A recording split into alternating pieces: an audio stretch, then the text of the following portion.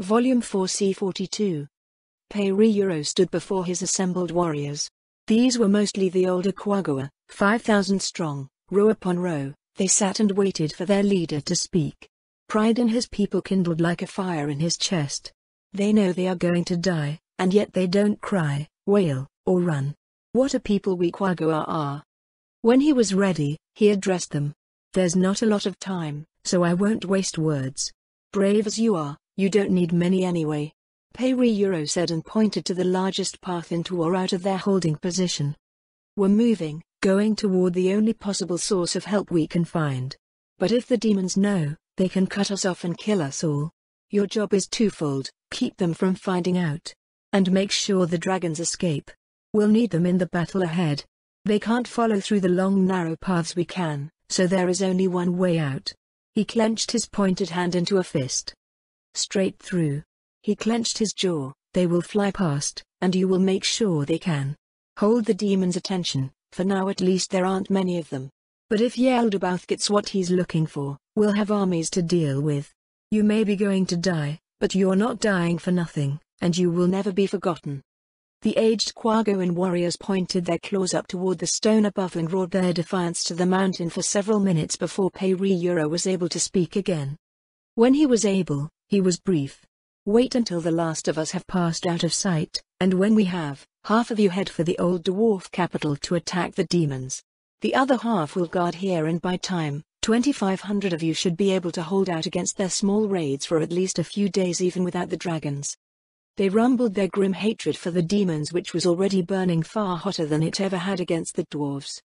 I wish you well, Peiriro said, and stepped down from the simple stone from which he spoke, and looked over his shoulder. The column of Quagga was already moving. Hail Peiriro. The call went up from someone at his back when he went to join the column of their great retreat. He didn't look back at them, but that did nothing to stop the call as it spread from mouth to mouth. Hail Peiriro. It echoed off the stone walls so often that it was like the mountain cheered him on as he retreated. Little by little he was carried by his feet farther and farther from the others.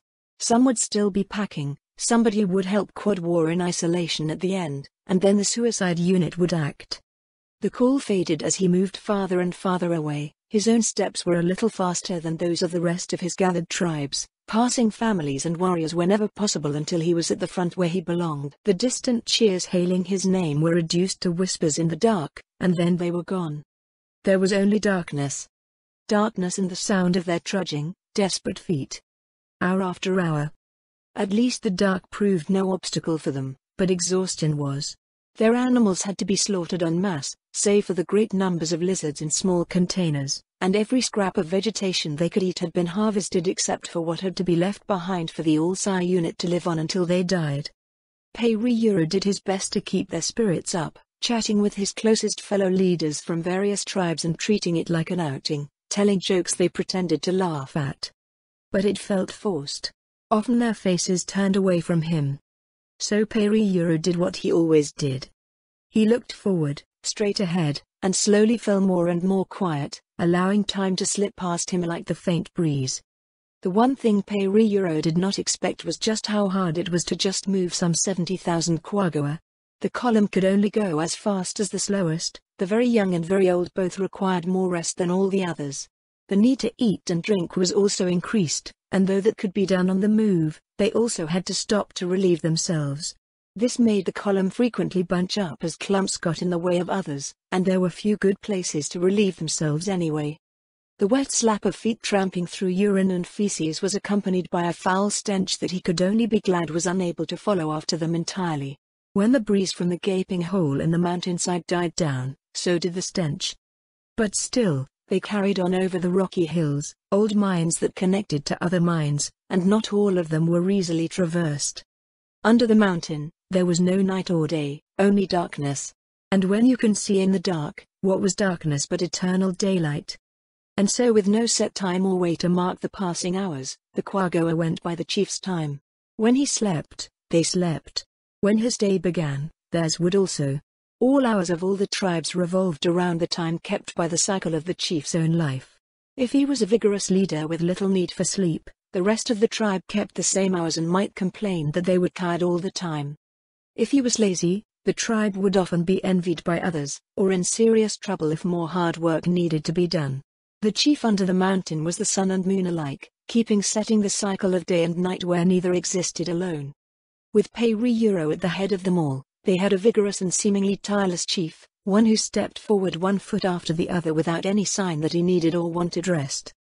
It was that vigor, that unwillingness to let them falter, that kept them going. "My lord, we need to rest," his second-in-command said with hushed urgency. It was whispered close to Pei-Ri-Euro's face so that nobody else would hear, but still Pei-Ri-Euro ignored him for another dozen steps before it was whispered again. And again after another dozen steps. "We can rest when we've reached something like safety," Pei-Ri-Euro finally whispered back. "It's only been a few hours." "It's been far more than that," his second whispered a little rougher. "The elderly can't keep up. The mothers carrying their young can't keep up, and with the food and supplies being carried." Pei-Ri-Euro snapped to look at him. "What good will it do if we're caught up to by demons? How long do you really think those we left behind can hold out? 2 days? 3? Think about it, fool.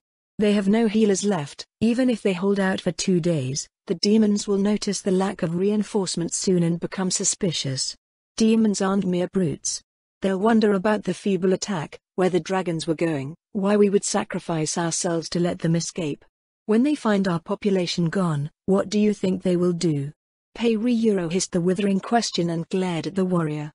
To his credit, the second-in-command did think about it. More importantly, they continued trudging.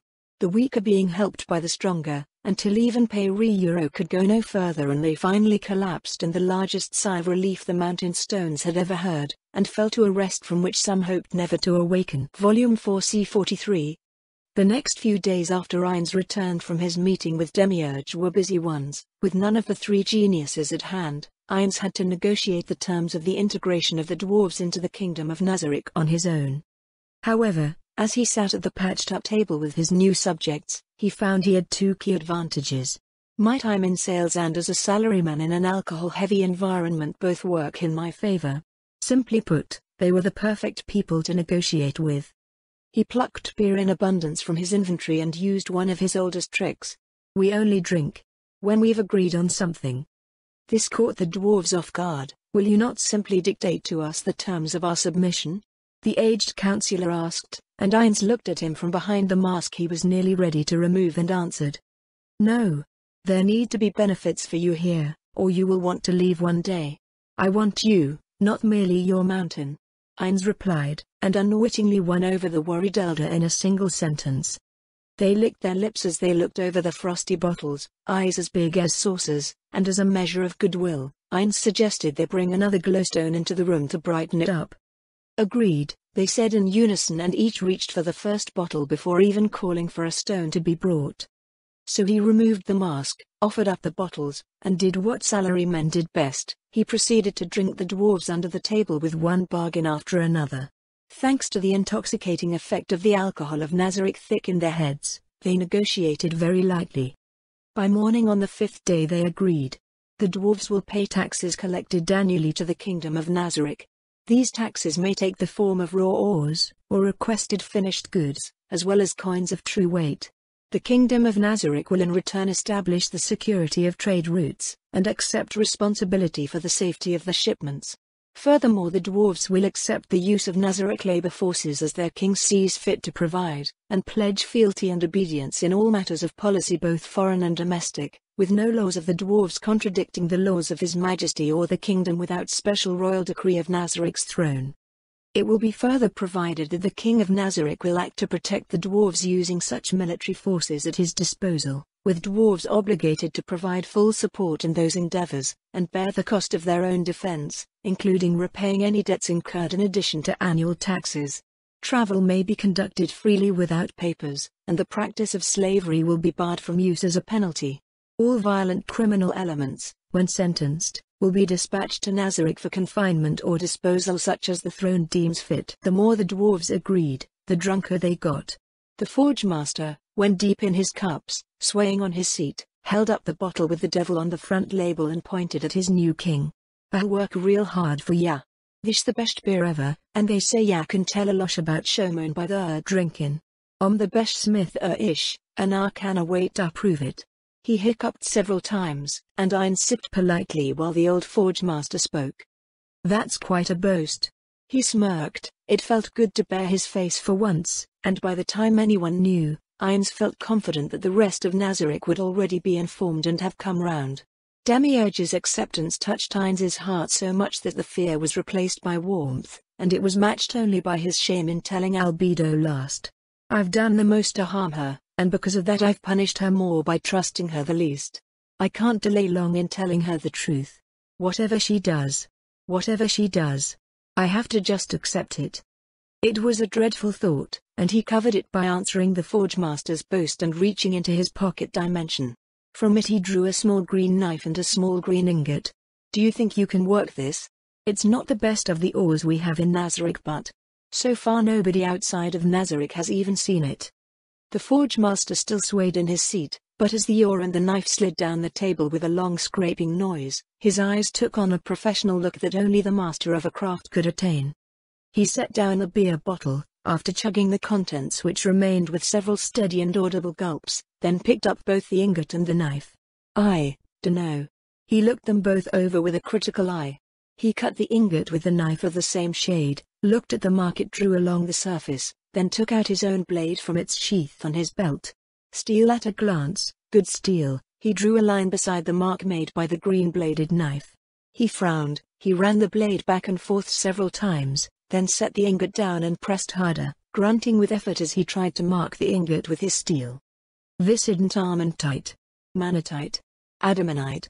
Hell, you know what I mean. But it's stronger by a lot. Even manatite. Ada, that one, will at least leave a mark. He hiccuped again. Can I keep him? Maybe work with him a bit, see what I can do? The forge master asked. Of course, and if you can't, and give up. Ein set his own bottle down and reached for another. Come to Nazarick, perhaps we have something to teach you. Course. I'd never run off with it. Course.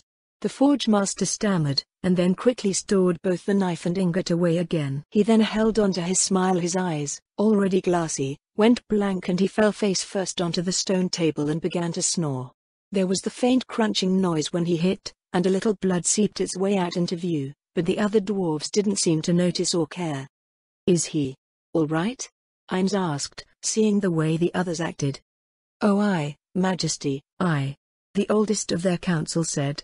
Proudly, he took a long, deep draught. Just a broken nose. It happens when you're a lightweight like him. Course it happens to all of us now and again. Nothing a little magic can't cure. Now, one last close air. Then we drink till we sleep and all get broken noses.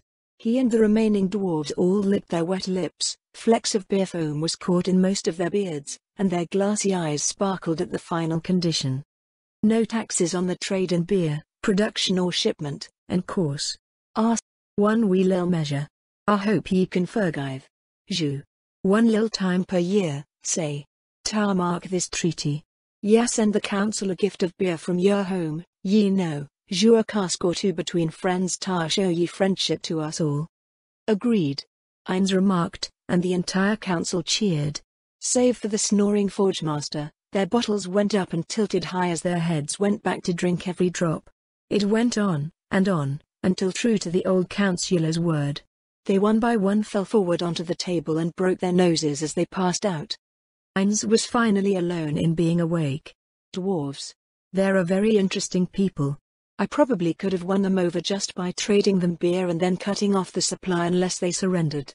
Eins laughed at the thought, and then got up to return to his quarters and set himself to sleep. Volume 4 C44. Yaldabaoth was utterly at peace with his entire world. Though the anguish of his father's passing would always be a part of him, another aspect of himself was at peace in a way he had not ever imagined. The words of the Supreme Beings have never been so clear to me before. And now I wonder how I could have so sorely misunderstood them. With the entire area thoroughly looted and large quantities of ore obtained, what remained was to deal with the inevitable.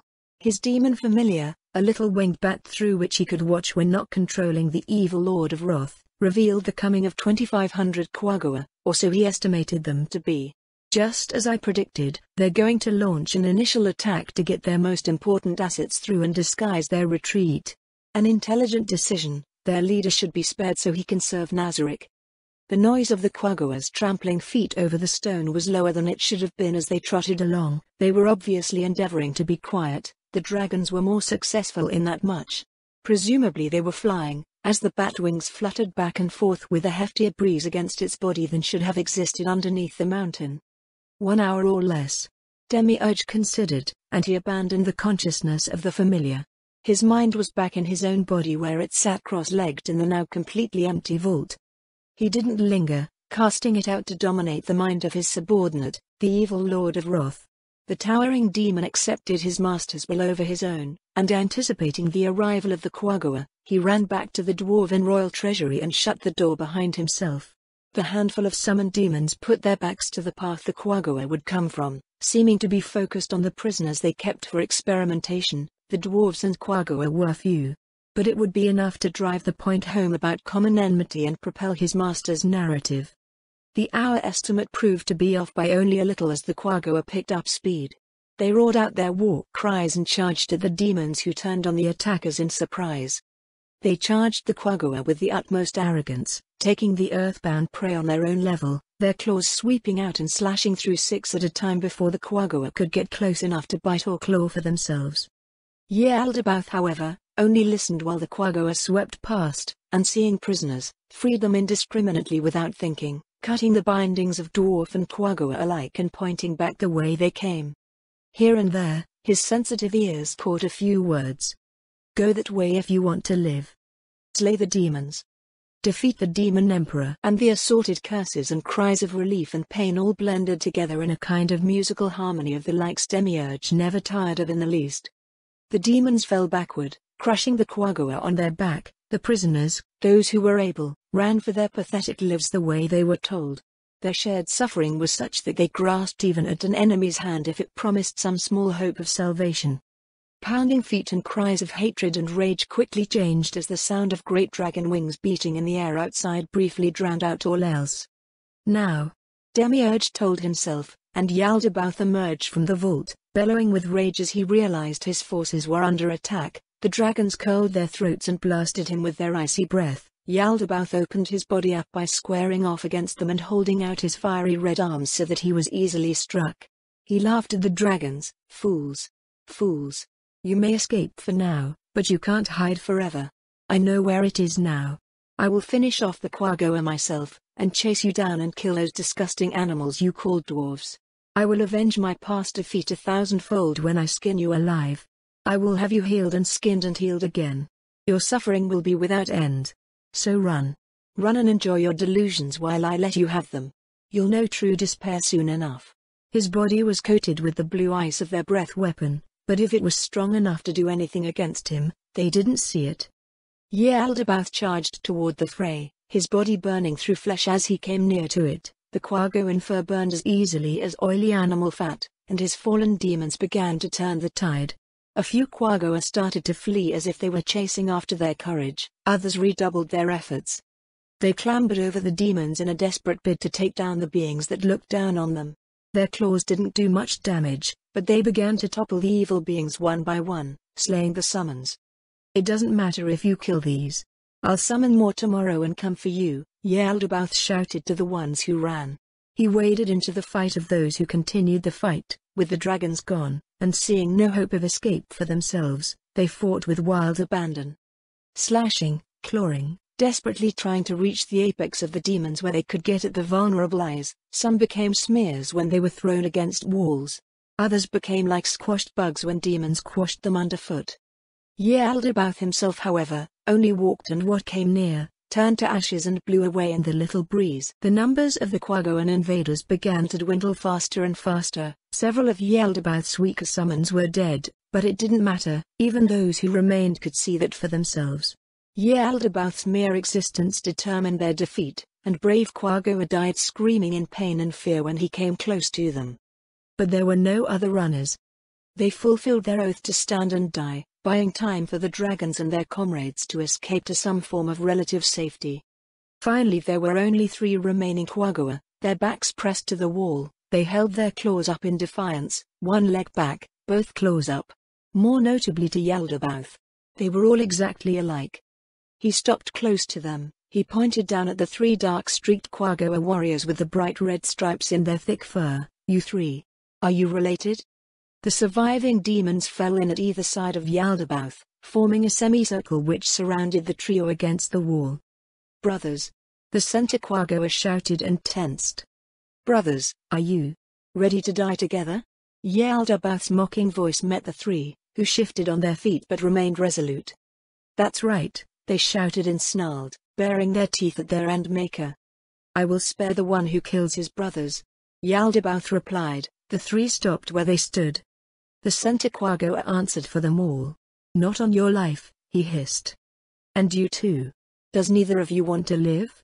Yaldabaoth pointed from one to the other of the triplets. Enough to kill you, said the left-hand brother. But not enough to kill each other, said the right-hand brother. Yaldabaoth thought that over. His flames began to heat up and spread. The triplets each pressed as far back against the stone as they could, unable to bear the searing heat or the bright white light of the increasingly heated flames. It blinded them so much that neither the left nor the right knew why they were falling until the pain hit after they fell to the ground. The center brother looked down by instinct when he could see as the firelight faded to something tolerable and he heard the noise of his brother's screams. Each one was missing the outermost leg from their eldest brother in the middle. They clutched at the stumps that were cauterized at the thigh just below the groin. The claws once turned on Yaldabaoth were now turned to grasping at useless stumps. Yaldabaoth held the missing legs in a single hand. Before he could say anything, the center of the trio fell clutching at his right eye socket, his left looking up to see Yaldabaoth had plucked it out of his head, having moved too fast to be seen. The demon threw the parts away to land with weighty thuds and a nasty splat when a leg crushed the eye. He was howling still when Yaldabaoth repeated the act, taking the left eye as well. My reward for your faithfulness to each other. You are your brother's legs, they are your eyes.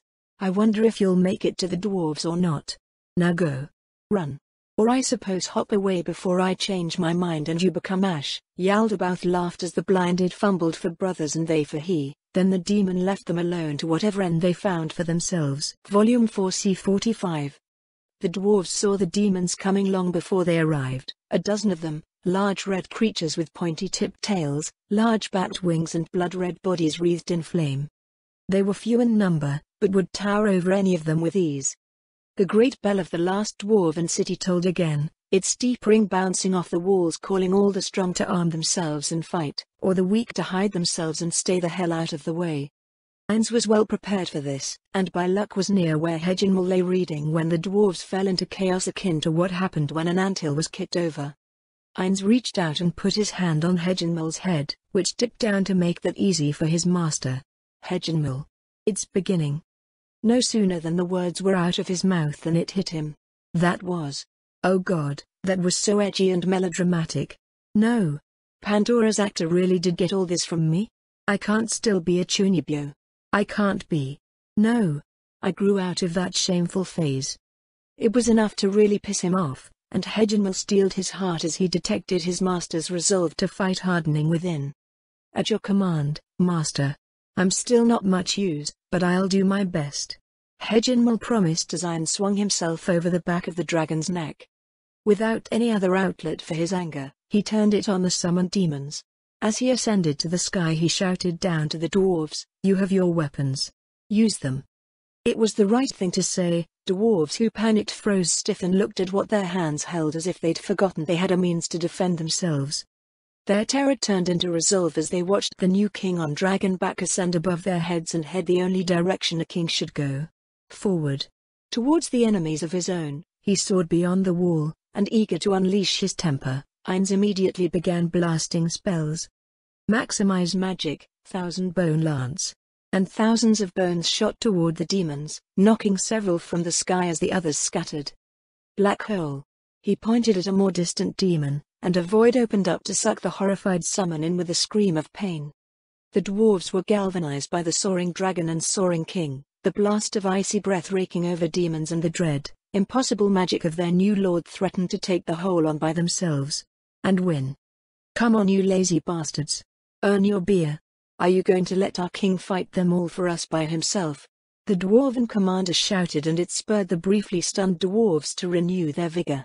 As demons came toward the walls, dwarves locked their shields as one and held out their long spears. They stabbed and jabbed as claws raked over metal, only for the demons to draw back and seem confused. They have trouble against runecraft. Take heart. You can beat them. You can win. The dwarven commander yelled as dwarves below knocked arrows. Loose, he shouted, and struck by holy rune-enchanted arrowheads. The demons howled and flailed. They drew back for a spell as the commander shouted for them again, draw.